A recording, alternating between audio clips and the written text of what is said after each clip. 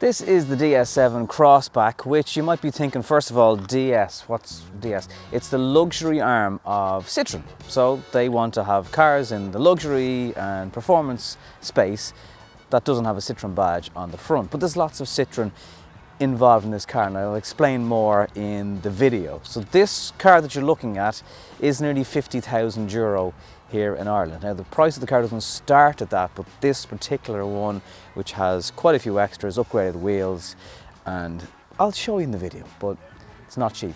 So if you want to hit subscribe to the channel, now's the time to do it. You'll get a notification if you hit the bell icon next time there's a new video as well. So coming around to the front of the car, you get this big black blingy grille that, again, with the vagueness of the DS badge at the front, will have people going, oh, what's that? And that has happened a lot when I've been driving this car for the last week or so. A lot of people have been taking a second look in traffic on footpaths, just doing a little bit of a double take as to what's that, because it's a pretty looking car.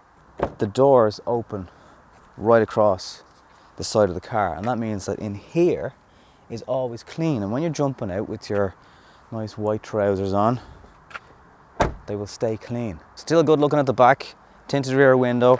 You've got a Crossback logo here, some more DS7 badging, LED lights, sweeping indicators, very cool. Sadly, two big, huge fake exhausts under here. You could actually nearly stick teddy bears inside them, they're that big, and little chrome strip along the back. So, back of it's good looking as well. It's just, you know, it's an imposing looking car, particularly in this segment. It's like, oh, what is that? You get that from every angle in the car. That's what I like about it. Now here's a drawback. Manual boot. Again, at that price, I'd love to find a button here that opens and closes the boot for you. But the boot is vast, tons of space. You get a removable optional shelf area in it, and this one can be pulled up. This one doesn't have the removable parcel shelf or extra boot lid in it. But there is a spare wheel, no foam, no foaming around the side of the road at 2 o'clock in the morning, so that is good. And there's even a hook here to hold that up. We are fans of spare wheels on the channel, not sure if you are, but we are, and there's one. That's good. So then you get a fairly small removable parcel shelf. That comes out there. There isn't really anywhere to store that without the removable shelf option, but you can obviously just throw it into the boot. And there's some LED lights in here, and there's little grabby things and tethering hooks, so it's practical. It's breezingly easy to pop these seats down. Just like that they go. The seatbelts sometimes get caught as you're putting back the seats, but not always. But in this case, of course, as I'm on camera, they did. But it's very easy to get them down. So when you've got loads of stuff in IKEA or wherever, and you just want to get home, that's going to be very quickly doable to get the back seats down. So back of the car, practical, and I can't really find any fault, to be honest with you, apart from the fact that there's no electric boot for €50,000. What's that about?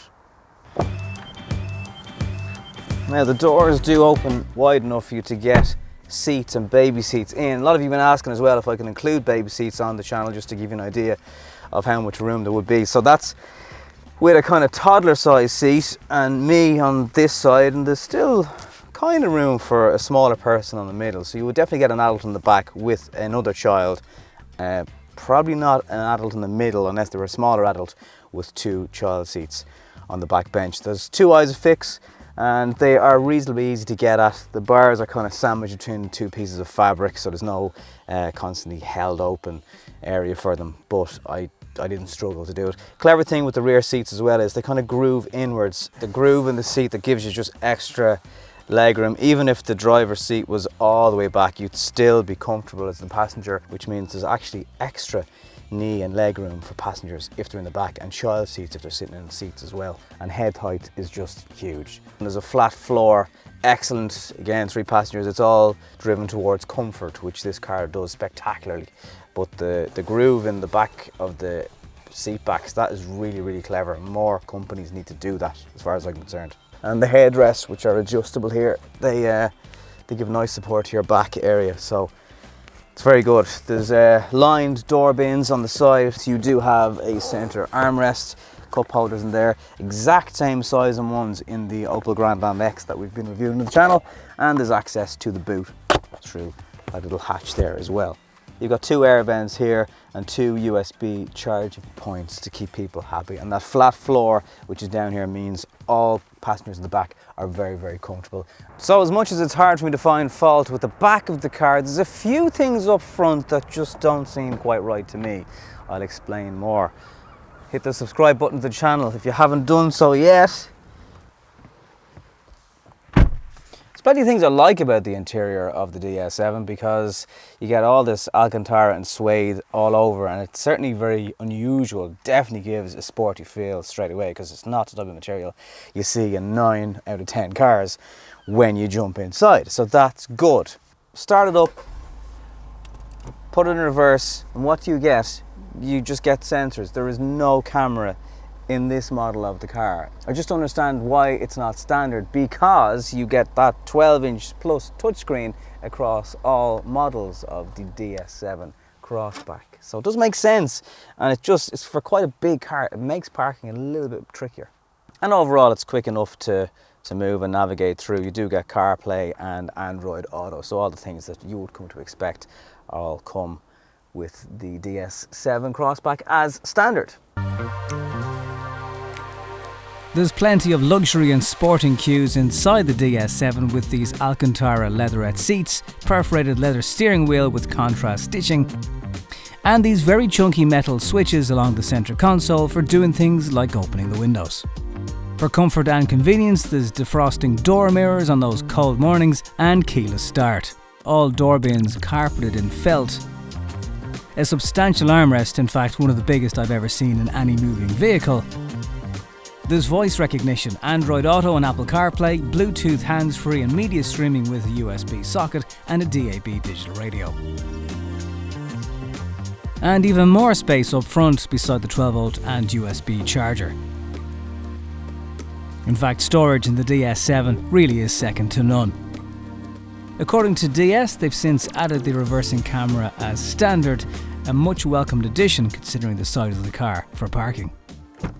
Definitely an impressive feature of the DS7 is the fuel economy. It's claimed to do 6.5 litres per 100 kilometres according to the manufacturer, and in real life it's been doing 6.9. It also has a 5-star NCAP safety rating, so if you're considering the car for your family, that's an option that you don't need to worry about. It's safe, and the road tax, even with 180 brake horsepower in this model, is still only €270. And we all know how we like our cheap road tax in Ireland.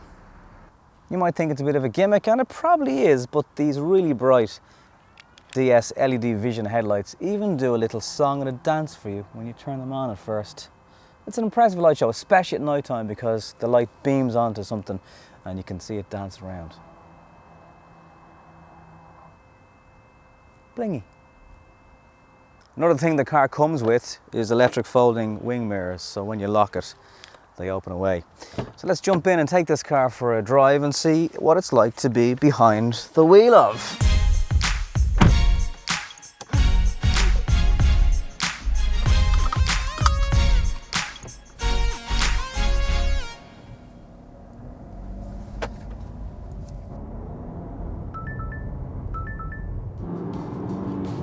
When you're accelerating, there's a little bit of rattle from the diesel engine once you're on the move. As per 99% of diesel engines, it's very refined. That beeping is the lane assist, which is a little bit overzealous, and a lot of the time I do end up turning it off. I don't know if we have extra narrow roads in this country or something that is just, it's constantly beeping away at you.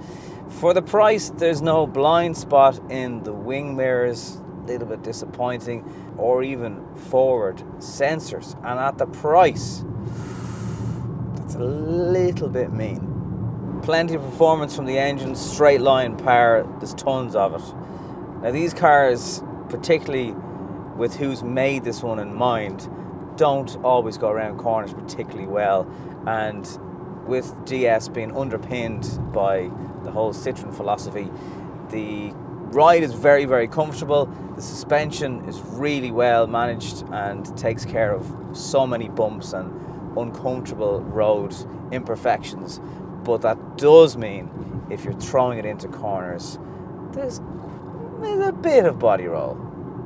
It's not unforgivable, but it's there.